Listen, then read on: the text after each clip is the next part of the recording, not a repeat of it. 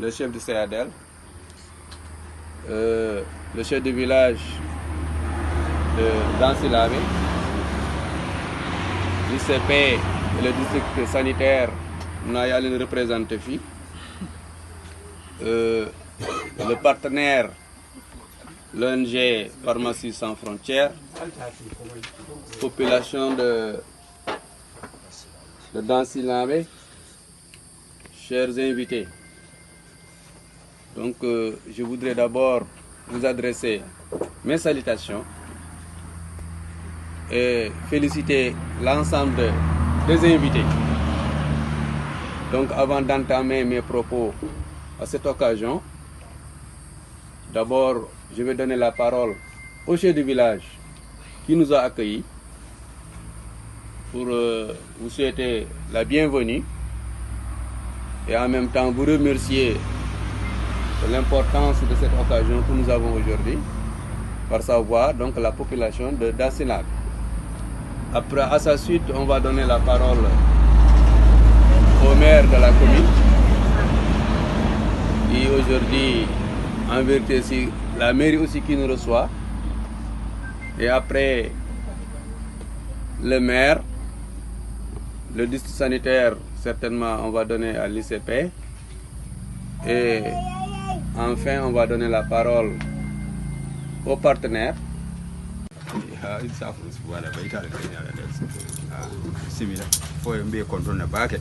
chef de village mu ne mu ngi leen di nuyu bu baax. mbe tentu la mbe jayila mu ngi leen di gërëm di leen sant. maintenant sous préfet mbe konton dro folo la wala mu ne mu ngi ko tàmbalee ci sous préfet suñu sous préfet. anen na maire mu ne ci maire bi nga xam ne moo représenté maire bi fii. benn partenaire konton na mu ngi da bentana la dum tangol be mu ne mu ngi nuyu partenaire bi benn ki nga xam ne du fi gan ak ganam yi yëpp. benn doctorol fana be mu me konton na mu ne mu ngi nuyu suñu fajkat yi nekk ci hôpital bi. anen na enseignant mum be jambe be konton na ak enseignant yi nga xam ne ñoo ñëw teew daje bi. mbe population be konton na mu ne mu ngi nuyu population bi yëpp. mba fale be ko bismillah be la be ko fele ñent mu ne mu ngi dalal ñëpp di leen naan bismillah suñ daje la suñ bés la. benn kontano fana yitan dile la mu ne suñ kontaan ñu ngi leen koy wone ne kontaan nañ. parce que ñin loptano wax deug yalla ntel ngabata min ka pour bar ñin naata jappale mun ken alhamdulillah nga tentu wala nga jaye na la partenaire be waaw mu ne poste santé bi liñ ci mébét yëpp daanaka gars yi matal nañ ko ndax lu bëri manqué na fi waaye bés ni ki tey lu bëri indal nañu ko fi daal même su fekkee ne lépp doyut waaye lu bëri daal am nañ ko fi tey. yo o kontano dal mbe tentu la wala mbe jayila baake mu ne loolu daal ñu ngi leen ciy gërëm di leen sant. ñin loptano amang bi ñu mbato be mu mele tamu mu ne hôpital bi ñëpp ko bokk. adum wax deug yalla mol ka ja wali ñamin na ning atata ñaado fana wobe kala ñi kayra balati mu ne li ñu gis mooy li nit ñi di ñëw ci hôpital bi mu ne kon nit ñi njëriñ leen ci gis ndax fu dëkk yi ñu wër yëpp ñu ngi ñëw ci hôpital bi. salaamaaleykum mbooloo mi maa ngi nuyu ñëpp di nuyu monsieur le préfet nuyu monsieur le maire nuyu chef CADL nuyu monsieur le médecin chef district de Sokone nuyu chef de village bu Dansilave ak imam ak autorité yi fi nekk yëpp ginnaaw bu ñu santee yàlla bu ñu mayee tey ñu ñëw fii inauguré poste de santé bi tey nag xëy na benn la ñuy gën a dégg mais liggéey boo gis ci àdduna dafa am njiit mais daanaka ki ñuy gën a gis sax daanaka du moom mooy gën a ëpp lu muy liggéey parce que ñi ma bokkal liggéey bi ñoom Insa Bodian équipe la waaw équipe la donc tey aussi c'est le lieu de gërëm leen parce que kenn nit mënul dara équipe moo mun dara xëy na nag àdduna noonu la lépp loo xamante ne yaa jiite dañ population bi surtout Dansilave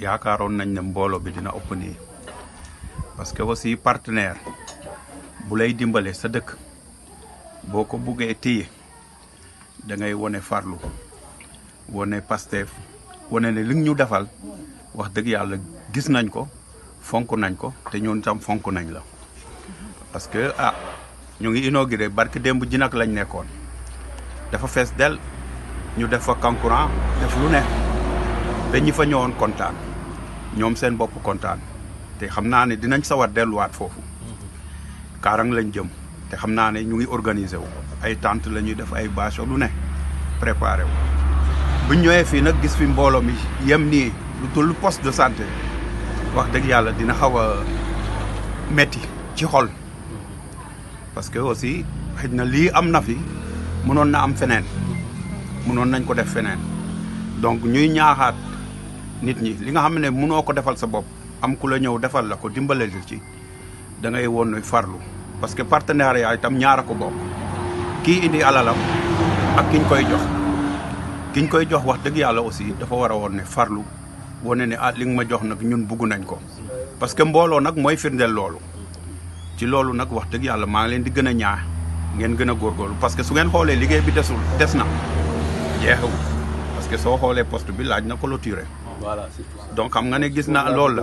ak partenaires yi nga xamante ne tey ñoom ñoo waral jotaay bi di benn ak ñu mu àndal di nuyu borom dëkk yi fi nekk ak notable yi fi nekk yëpp ak personnel bi nga xamante ne ñoom ñoo nekk ci poste bi ak jigéenu dëkk bi yëpp maa ngi leen di nuyu yéen ñëpp di leen remercier seen taxawaay donte ni bëggoon nañu teewaay bi ëppoon lii waaye nag nii la ko yàlla dogale ak enseignants yi nga xamante ne tamit ñëw nañu fekkee jotaay bi donc man bi ma fi ñëwee yàggul waaye nag amoon na sama benn naataango bi fi nekkoon amaana liggéey bi yëpp daanaka ci moom la nekkoon. moom la tàmbalee quoi. voilà ci moom la tàmbalee moom mooy Mara Sène donc moom mu ngi ci beneen poste léegi donc man la fi yàlla dogal ma ñëw fi mais damay gën a sant yàlla rek parce que bi ma ñëwee wax dëgg fa yàlla gis nañ maternité bu yemb donc ñëw naa logement bi macha allah donc mais yii sama kanam lañ ko tabaxee.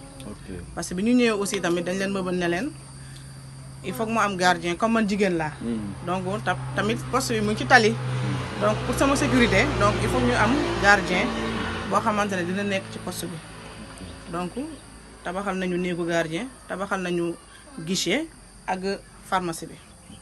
donc mu nekk loo xamante ne ci durée bu gàtt la donc benn dama koy sant di ko gërëm parce que mën na leen lii de bokkuloon ci budget ba wala nangam ak nangam mais xool na ne peut-être xëy na comme jigéen nga wala mbëbët yi nga wax tamit mën nañ ko taxawee. ñu daal di ko taxawee. donc côté boobu aussi tamit ñu ngi leen di remercier bu baax a baax yow ak say partenaires aussi. Donc tout d'abord je m'excuse du retard. J'avais une autre mission à faire par rapport à un poste de santé qu'on veut ouvrir, c'est le poste de santé de Bambadala. Voilà, de Moulodjao. Donc j'étais parti là-bas pour voir un peu faire l'association avec la population pour pouvoir accélérer les choses, pour ouvrir ce poste de santé. Donc dans le processus, je vais appeler Ben pour lui demander de ne pas m'attendre, de commencer, je trouverai un coup d'eau. Donc tout d'abord, c'est remercier en tout cas le partenaire, donc l'ONG Renaissance Sans Frontières, qui accompagne beaucoup le district santé de Sokone dans en tout cas la mise en place des infrastructures. Donc on a eu à travailler pendant longtemps ensemble. Et ils nous ont beaucoup appuyé donc pour en tout cas la réalisation de beaucoup d'infrastructures dans beaucoup de postes de santé. Aujourd'hui nous sommes là à Dassilame qui en tout cas grâce à l'ONG, ce poste de santé a vu le jour aujourd'hui et a pu démarrer ses activités. Donc on les remercie pour ça. Donc j'avais rencontré en tout cas le président donc, quand il était venu au Sénégal. On avait discuté par rapport à ça. Donc, on a beaucoup collaboré avec Ben et son équipe. Donc, à chaque fois, il nous demande en tout cas nos besoins par rapport aux infrastructures qu'il doit mettre en place. On a profité de notre mission de 2021 pour pouvoir enfin inaugurer le poste de santé d'Assilame qui avait donc été réalisé dans le premier accord cadre. Voilà. Mais dû à la pandémie, malheureusement pendant 3 ans on n'a pas pu venir vous rendre visite. Donc comme c'est terminé, on a donc profité de vouloir faire enfin cette inauguration. Donc par rapport aux demandes du docteur Diallo, on a rajouté donc la chambre du gardien, parce qu'ici on est quand même sur un axe routier où il y a beaucoup de passages. Donc ça c'est une doléance qui a pu être réalisée. Ensuite le guichet et puis la pharmacie, donc le dépositaire. Voilà. Oui, Dassilame, on a commencé en 2009, je crois, 2012. Oui, 2012. Donc c'était une demande pour une case de santé, parce que l'ancienne case de santé se trouvait juste derrière, et donc il y avait vraiment une demande très, très importante, et donc on avait réalisé cette première structure, et ensuite donc le reste pour pouvoir passer en poste de santé. Voilà. Donc je souhaite aux populations de bien gérer ce poste, de travailler en bonne coordination avec donc l'ICP, chef de poste, qui est en même temps donc sage-femme. Voilà. Voilà, donc bon courage. Et certaines, ça connaît nous. Et comme nous, on a commencé avec la 15 pour faire les postes, maintenant, toute l'infrastructure s'est faite. Hein. Nous avons maintenant un bijou ici pour garder ce bijou, pour être la sage-femme, les matrones et même les CAP, les infirmières, c'est ça? Et moi, je souhaite aussi bonne chance. Et comme c'est quelque chose pour pas gêner, pour parler, notre coordinateur, de Jinakpara, Insa et puis Penna. Pour pas gêner, nous avons tout le temps une oreille. Comme c'est possible, nous avons fait les choses. Bismillahirrahmanirrahim. Donc, au nom de l'honorable député Pape Sidou Diankon de la commune de Toubacouta, monsieur l'adjoint au sous-préfet de l'arrondissement de Toubacouta, monsieur le CADN de l'arrondissement de Toubacouta, monsieur le chef de village, les représentants de l'imam Ratib, monsieur Ben, le coordonnateur du projet Pharmaciens sans frontières, monsieur Eric et madame Angélica Dufour. Au nom du maire, nous vous saluons et nous vous disons merci infiniment. Pourquoi? Parce que nous sommes tous convaincus que la santé est une compétence transférée aux collectivités territoriales. Donc si aujourd'hui on est venu ici pour faire une inauguration, dans le cadre du partenariat que vous avez noué avec le poste de santé, le village de Dassila, mais avec la mairie et l'arrondissement. Donc, nous ne ferons que vous remercier parce que ce n'était pas une obligation.